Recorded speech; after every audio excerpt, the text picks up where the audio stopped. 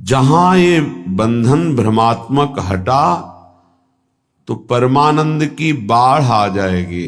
आप भावना भी नहीं कर सकते, संसारिक शब्दों में कल्पना भी नहीं कर सकते कि परमानंद सुख कैसा होता है, क्योंकि जितनी भी रची हुई सृष्टि वो ब्रह्मा के द्वारा रची हुई है। ब्रह्मा के द्वारा रची हुई संपूर्ण सृष्टि त्रिगुणात्मिका माया है। यहां परमानंद की कहीं कोई अनुभूति की बात ही नहीं है। जब तक विषयानंद का त्याग नहीं होगा तब तक परमानंद की अनुभूति नहीं होगी। जब तक ज्ञान नहीं होगा तब तक विषयानंद का त्याग नहीं होगा, या प्रेम नहीं होगा तब तक विषयानंद का त्याग नहीं होगा। बड़ा कठिन है मन और इंद्रियों को प्रभु में लगाना। बातें बना लेना, प्रवचन कर लेना, प्रवचन सुन लेना, वाहवाही इकट्ठा कर लेना, खूब धन एकत्रित कर लेना, खूब नाना प्रकार के भोगों को भोगना, ये कोई खास बात नहीं है। ये स्वाप्निक है, ये एक अच्छा स्वप्न है, लेकिन जब जगेंगे तो खाली हाथ होंगे। स्वप्न का कोई भी वैभव, भोग, सामग्री, परिवार जागृत होने पर कुछ नहीं होता, कुछ नहीं, 100% झूठा। ऐसे ही ये जो ब्रह्मा के द्वारा रचा हुआ संपूर्ण संसार है, जब आप भगवदानंद का जरा भी अनुभव करेंगे तो जेहि जाने जग जाए हेराई, जागे जथा स्वप्न भ्रम जाई। जिस परमात्म तत्व को जान लेने के बाद संसार ऐसे गायब हो जाता है जैसे स्वप्न में नाना प्रकार के पदार्थ, अनुकूल प्रतिकूल, व्यक्ति अनुकूल प्रतिकूल देखा, पर जब जगे तो कुछ नहीं था। उमा कहूं मैं अनुभव अपना, सत हरि भजन जगत सब सपना। ये स्वाप्निक पूरा का पूरा जितना ब्रह्मा ने रचाया, आ ब्रह्म स्तंभ पर्यंतम सर्वम मायामयम जगत, सत्यम सत्यम पुनः सत्यम हरेर्नामैव केवलम। तिनके से लेकर ब्रह्मलोक तक जितना कुछ है ये सब जादू का तमाशा है, माया है। आ ब्रह्म भुनान लोकान पुनरावर्तिनो अर्जुन। हे अर्जुन, इसमें मत फंसो। ये सब बार बार जन्म मरण का चक्र बढ़ाने वाले हैं, मिटाने वाले नहीं हैं। यहां से लेकर ब्रह्मलोक तक एकमात्र सच्चिदानंद में वृत्ति लगा दे, चाहे गृहस्थ हो या विरक्त हो, अपने अपने धर्म का पालन करते हुए वृत्ति को नाम में लगाना है, नाम में जीवन करना है। बातें बना लेना, ज्ञान की बातें उपदेश कर लेना बहुत सरल है, पढ़ लो सुना दो, लेकिन इनको अपने आचरण में उतार लो। सोई महात्मा, चाहे वो गृहस्थ हो या विरक्त हो, शास्त्र की आज्ञा के अनुसार अपने अंतःकरण को चलाना, ये महात्मा का लक्षण है। मन और इंद्रियों को स्वतंत्र रूप से भोगों में छोड़ देना, ये विषयी पुरुष का लक्षण है। प्रायः बहुत संभालने पर भी, बहुत वर्षों तक इनको संयम में रखने पर भी कभी अहंकार न कर ले कि मैं संयमी हो गया, मैं जितेंद्रिय हो गया। जब तक प्रभु का मिलन न हो जाए तब तक मन और इंद्रिय पर विश्वास न करे कि मैं अमुक भोगों का विजयी हूं, त्यागी हूं। नहीं, कभी भी फिसल सकते हो। इसलिए आजीवन भगवत मार्ग के पथिक सावधान रह करके कभी गर्व नहीं कि मैं जितेंद्रिय हो गया, मैं मनोनिग्रही हो गया, मेरा क्या माया बिगाड़ सकती। नहीं, शिव विरंचिका मोहई को है बपुरान। और कौन बेचारा माया से युद्ध कर सकता है जब ये बड़े बड़े। तो क्या करें, बड़े मत बनो, छोटे बन जाओ। दैन्य हो जाओ तृणादपि सुनीचेन, कोई नहीं तुमसे प्रश्न करेगा, न माया न भगवान। प्रश्न करते हैं जिनको बहुत अभिमान है कि हम जितेंद्री हैं, हम मनोनिग्रही हैं, हम बड़े भजनानंदी हैं, तो प्रश्न हो जाता है, ये देखो दो इसका उत्तर। यदि छोटे बन जाओ, तृणादपि सुनीचेन तरोर्यु सहिष्णुना, वृक्ष के समान सहनशील, तिनके के समान नीच, दूसरों को मान देते हुए स्वयं अमानी, कीर्तनीय सदा हरि, ऐसा भक्त निरंतर भजन परायण रहता है, उसकी इंद्रियां चंचल होती ही नहीं, क्योंकि भगवत कृपा से वो शांत हो जाती हैं। ये रहस्य को समझिए। अमानिना मान देनो कीर्तनीय सदा हरि। यदि आप अपने में थोड़ा भी सद्गुण का अभिमान करेंगे तो माया प्रश्न कर देगी। माया के प्रश्न का उत्तर देना केवल भगवान की कृपा पात्र की ही क्षमता है, दूसरे की नहीं। श्रीपाद कह रहे हैं कि हे हरि कहां जाऊं, क्या करूं, ये इंद्रिया ये मन मेरे वश में नहीं है, और बिना इनके वश में हुए भगवत प्राप्ति नहीं होती। प्रविशति सदा दोष निचय, ये सदैव दोष वाले कार्य में ही लगी रहती हैं, पापाचरण कराने के लिए प्रेरित करती रहती हैं। ये इंद्रियां, ये देख लो, ये खा लो, ये सूंघ लो, ये भोग लो, ये छू लो, नाना प्रकार से शब्द स्पर्श रूप रस गंध। एक उपाय मुझे समझ में आया है, श्रीपाद प्रबोधानंद जी कह रहे हैं, मुझे एक उपाय समझ में आ रहा है कि यदि वृंदावन धाम का अनन्य भाव से आश्रय ले लिया जाए तो सब ठीक कर देगा। ये बड़ी अद्भुत महिमा है। कैसे ठीक कर देगा? जब आप श्री धाम वृंदावन का आश्रय लेंगे तो वृंदावन आपको किसी महापुरुष से मिला देगा। महापुरुषों का दर्शन, संभाषण, उपदेश अमोघस्य, जैसे भगवान का बाण कभी लक्ष्य वेदे बिना वापस नहीं लौटता, जिमि अमोघ रघुपति कर बाना, ऐसे ही जिसको भगवत प्रेमी महात्माओं का संग मिल गया तो देवर्षि नारद जी कहते अमोघस्य, पर शर्त है अगम्यो, उनका निर्वाह कर पाना कठिन है। 4 दिन श्रद्धा तो कोई भी रख सकता है, लेकिन आजीवन उन पर कभी दोष दर्शन न हो, उनकी आज्ञा का उल्लंघन न हो, धैर्य पूर्वक उनके आश्रित बने रहो, वो प्रभु के द्वारा आपका संबंध कराया गया है। जो हम किसी महापुरुष से मिलते हैं ये हमारे सुकृत नहीं है, ये हरि कृपा है। जो प्रभु मोहि अनुग्रह कीन्हा, तो तुम आई दर्श हठ दीन्हा। भगवत अनुग्रह से भगवत प्रेमी महात्माओं का संग मिलता है। भगवत प्रेमी महात्माओं के संग से हमारे दुष्संग का नाश हो जाता है। सर्वसंगोपहो हिमाम, जो संत संग है वो समस्त संगों से आपको अलग करके एकमात्र श्री भगवान में आसक्ति प्रदान कर देगा। इसीलिए श्रीपाद कह रहे हैं आप श्री धाम वृंदावन का अनन्य आश्रय ले लो। वास सब कोई नहीं कर पाएगा। यहां का वास करना वही फल जो वास करने से मिलता है आश्रय से मिल जाएगा। आश्रय ले लो तो आपको पता नहीं कौन महापुरुष है। संत महापुरुषों की पहचान केवल भगवान जानते हैं या उसी कोटि का महापुरुष हो तो जानते हैं, अन्यथा नहीं। तो श्रीधाम वृंदावन महापुरुषों की खेती है।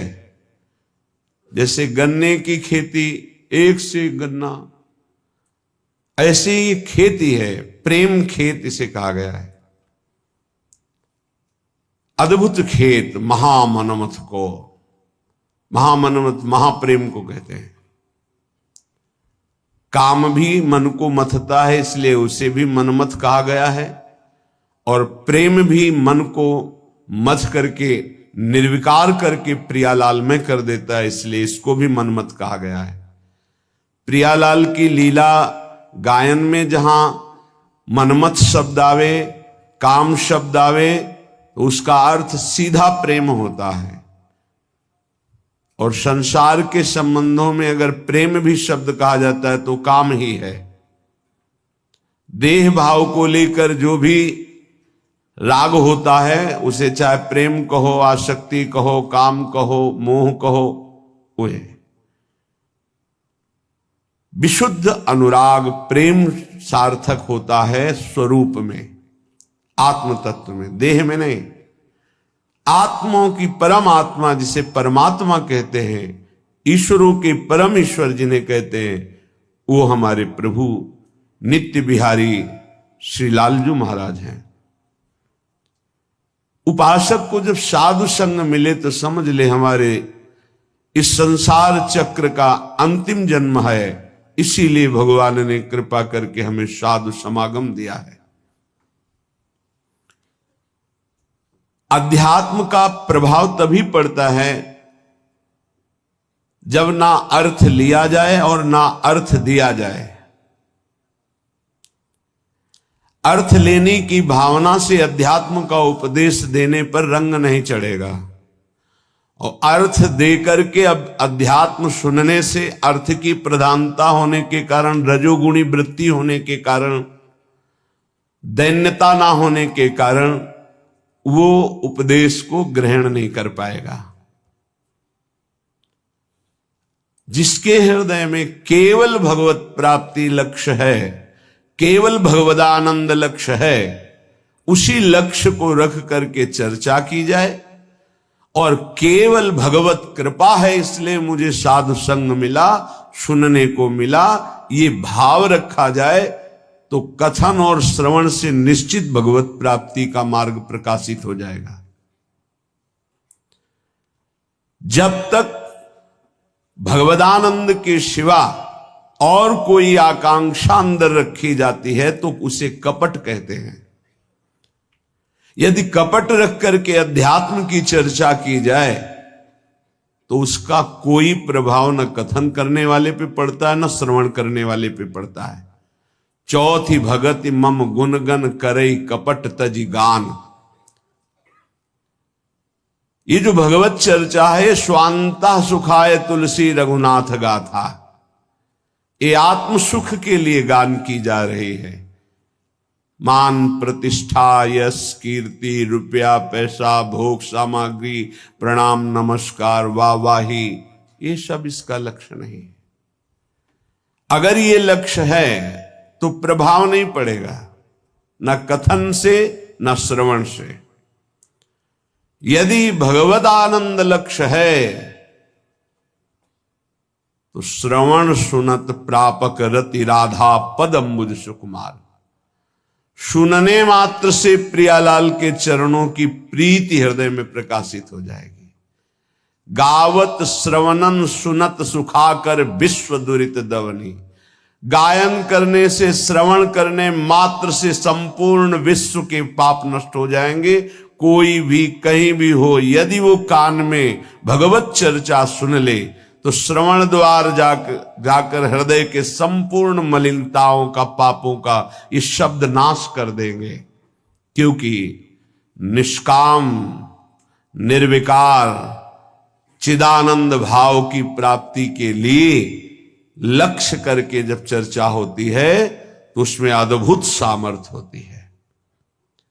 इसीलिए श्रीपाद कह रहे हैं आप वृंदावन आ जाओ, एक दिन के लिए आ जाओ, इस रज में बैठकर चर्चा सुनो, तुम्हारे हृदय में निश्चित कोई न कोई शब्द अपना अधिकार कर लेगा। और एक शब्द पकड़ लिए पूरे सत्संग में तो आपके जीवन का परिवर्तन हो जाएगा, पक्का। श्रीपाद कह रहे जाति प्राण धनानि यान्तु सुयसो राशि परीक्षीयताम् सद्धर्मा विलयम प्रयान्तु सततम सर्वैश्चर्निर्भर्त्स्यताम् आधिव्याधि सतेन जीर्यतु वपुर्लुप्तो प्रतिकारतः श्रीवृंदा विपिनम तथापि न मनाक् त्यक्तुम ममास्तां मतिः। न तुम्हारी जाति काम में आएगी, न तुम्हारे प्राण किसी काम के रहेंगे, न तुम्हारा धन तुम्हारे साथ जाएगा, न तुम्हारा परिवार, सब यही छूट जाएगा। देखो, जो पंचभूत हैं वो सबके एक ही हैं। पंचभूतों से बना हुआ है शरीर, जैसे हमारा वैसे ही आपका। इसमें कोई घटा बढ़ी नहीं है कि 80% हमारा, 75% आपका, 100% उनका, ऐसा नहीं। 100% पंचभूतों से जैसे ये बना है ऐसे आपका बना है, और 100% जैसे हमारा भगवान का अंश स्वरूप है आत्मा, वैसे ही आप सबके, किंचन मात्र कोई अंतर किसी से नहीं। ये जो विविध प्रकार के धर्म, लोक धर्मों की व्यवस्था की गई है, वो भगवत प्राप्ति के लिए की गई है।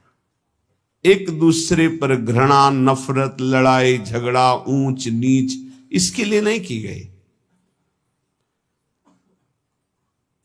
एक लोक धर्म है। पर जब आप भागवत धर्म में स्थित होने की बात सोचेंगे तो तेज लोक धर्मान,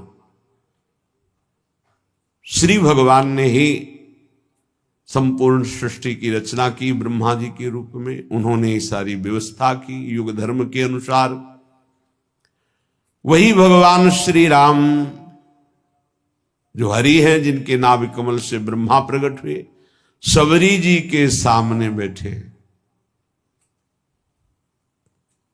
कुश की चटाई पर, बड़े बड़े योगियों के द्वारा पावन किए हुए हृदय कमल में जिनका पधारना कठिन होता है, सबरी माई के सामने बैठे हुए।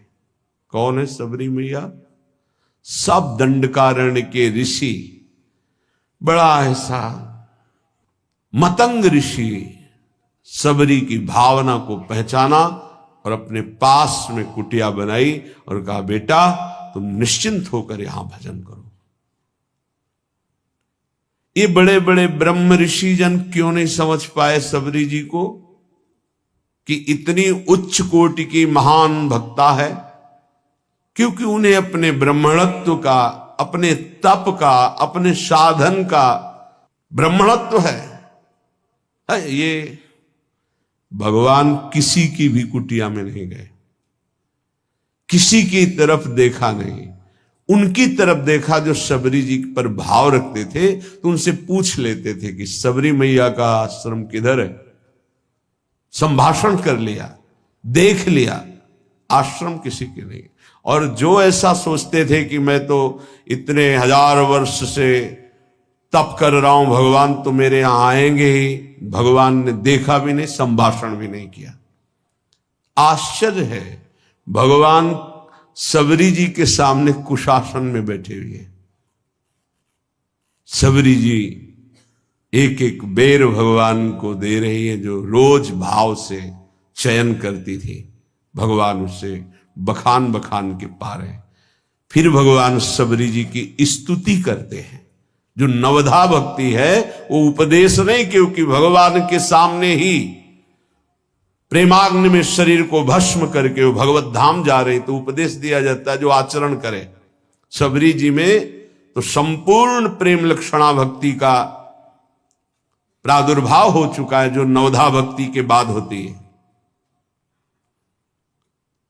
भगवान ने उसमें कहा कि जाति पाति कुल कर्म बड़ाई, ये सब मैंने माना, मुझे ये कोई रिझा नहीं सकता। मैं अमुक हूं, मैं अमुक हूं, मैं अमुक। मानो एक भगति कर नाता, एकमात्र मैं भक्ति का नाता मानता हूं, और वो किसी के अहो वत्सो पचतो गरीयान यज्ञ वर्तते नाम तुभ्यम। वो चांडाल भी जगत पूजनी हो जाता है जिसकी जिभ्या पर भगवत नाम हो। जो भगवान का भक्त हो चरणोदक लेकर पीना चाहिए, वो चाहे स्वपच हो, चांडाल हो, किसी भी कुल में जन्मा हो। और जो भगवान की भक्ति से विमुख है, वो कोई भी हो, वो इस सच्ची मानो वही स्पर्श करने योग्य नहीं है जो भगवान से विमुख है। और जो भगवान के सन्मुख है वही सर्व पूजनीय सर्व वंदनीय है। ये केवल एक मर्यादा बनाई गई लोक व्यवहार के संचालन के लिए। सत्य वस्तु ये है कि जो ये शरीर है वही सांप के शरीर है, जो ये आत्मा है वही सांप की एक आत्मा है। इतना भी भेद नहीं, इतना भी अंतर नहीं है। जैसे छोटा भाई बड़े भाई के चरण छूता है तो वो महान नहीं हो गया है, वो नीच नहीं हो गया छोटा भाई, वो बड़ा महान नहीं हो गया। एक मर्यादा है लोक व्यवहार की। तत्वतः दोनों में एक ही आत्म तत्व है, दोनों के एक ही पांच भौतिक शरीर से निर्माण हुआ।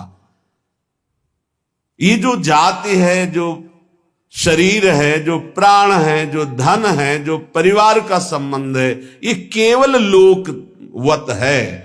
एक ऐसे ही चंद दिनों में सब छूट जाएगा।